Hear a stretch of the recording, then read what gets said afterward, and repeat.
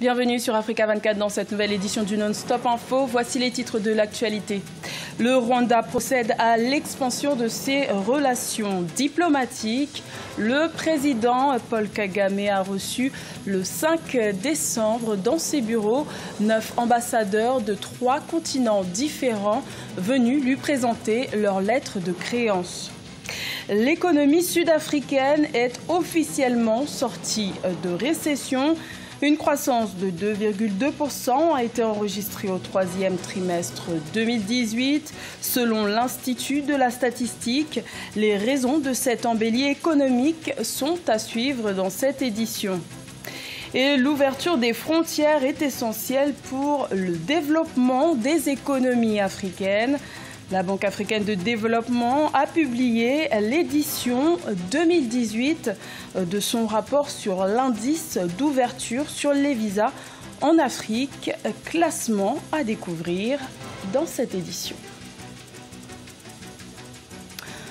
Le Rwanda poursuit sa politique d'ouverture pour son développement. Le président Paul Kagame a reçu le 5 décembre dans ses bureaux 9 ambassadeurs issus de pays africains, européens et asiatiques. Tous ont présenté leur lettre de créance, les accréditant auprès de la République rwandaise. Reportage de notre correspondant Fraternda Kaisenga. 9 nouveaux ambassadeurs et représentants des pays africains, européens et asiatiques ont présenté leur lettre de créance au président rwandais Paul Kagame ce 5 décembre 2018. Le Rwanda procède ainsi au renforcement et à l'expansion de ses relations diplomatiques, pilier de son développement selon les autorités. La récente visite de notre Premier ministre au Rwanda a donné un nouveau souffle aux relations existantes entre nos deux pays. Il y a eu la signature de 8 accords de partenariat dans différents secteurs, dont cela nous préoccupera ici. En juillet 2018, le Premier ministre indien a effectué une visite officielle de 2 jours au Rwanda. Lors de cette visite, plusieurs accords bilatéraux ont été signés, dont un prêt de 200 millions de dollars qui seront consacrés aux projets d'irrigation et au développement des zones économiques spéciales au Rwanda. Le Premier ministre indien a également offert 200 vaches aux familles défavorisées. Nous sommes très honorés de participer au programme national de développement du Rwanda et nous continuerons d'y apporter notre contribution. Je sais que quelques Rwandais sont formés dans les meilleures universités indiennes, mais on peut faire mieux, surtout en ce qui concerne le développement des compétences.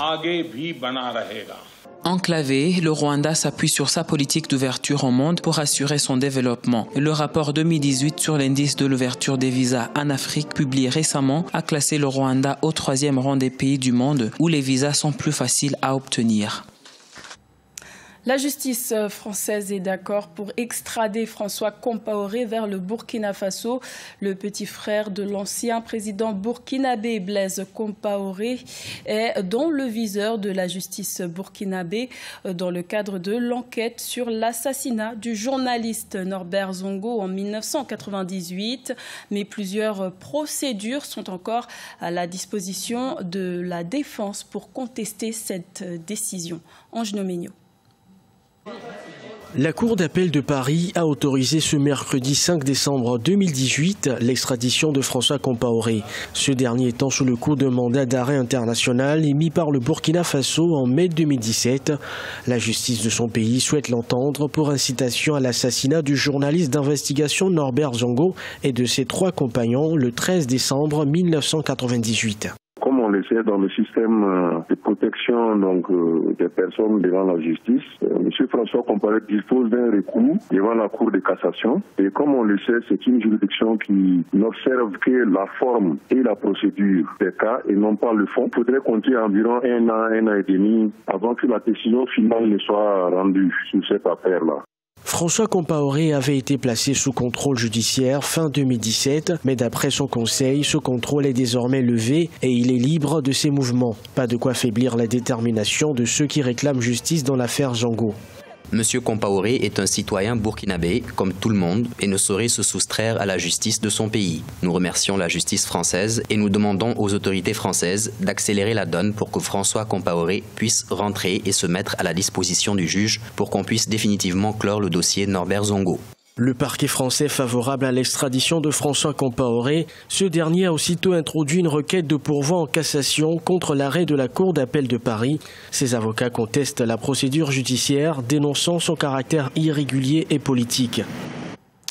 L'Afrique du Sud est officiellement sortie de récession. L'économie du pays le plus industrialisé du continent africain a connu une croissance de 2,2% au troisième trimestre 2018, après un recul au premier et au deuxième trimestre 2018. Alors, à quoi doit-on cette embellie économique? Élément de réponse avec Siamlo Victoria Sedji.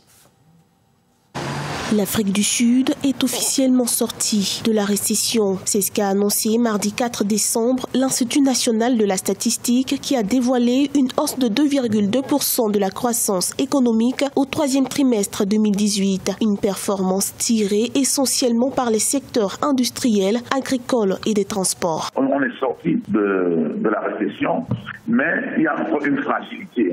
C'est encore fragile parce que les opérateurs économiques, ce qui est certain, c'est qu'ils attendent encore voir si les réformes qu'il a promis va leur permettre de pas les rassurer. L'Afrique du Sud a dû relever bien de défis sous l'effet de la baisse des prix des minerais qui contribuent à 8% du PIB, de certaines faiblesses structurelles et autres scandales de corruption à répétition. La croissance sud-africaine est passée de 3,3% en 2011 à 0,3% en 2016. Ce qui est important, c'est la manière dont le président doit pouvoir conduire les réformes. L'État lui-même est en train de mettre sur pied des actions de restructuration. L'alternance à la tête de l'État est un élément qui peut permettre de rassurer. L'Afrique du Sud a perdu la première place de puissance économique du continent en 2014 au profit du Nigeria. En 2017, la croissance était de 1,3%. En 2018 et 2019, il est prévu respectivement 1,1% et 1,6% de croissance du PIB, selon la Banque africaine de développement.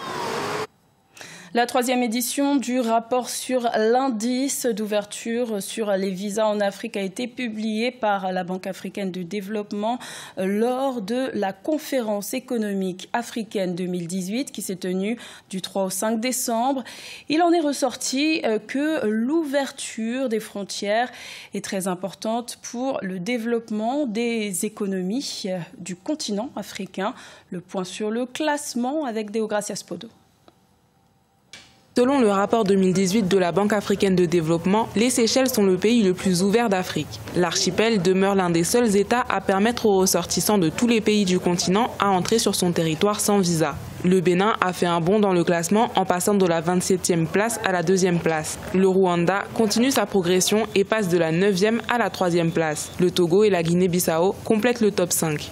En termes d'ouverture de visa, des progrès ont été réalisés en 2018 par rapport à 2016 et 2017. Il s'agit de supprimer progressivement les obstacles qui empêchent les Africains de visiter, explorer et investir sur le continent.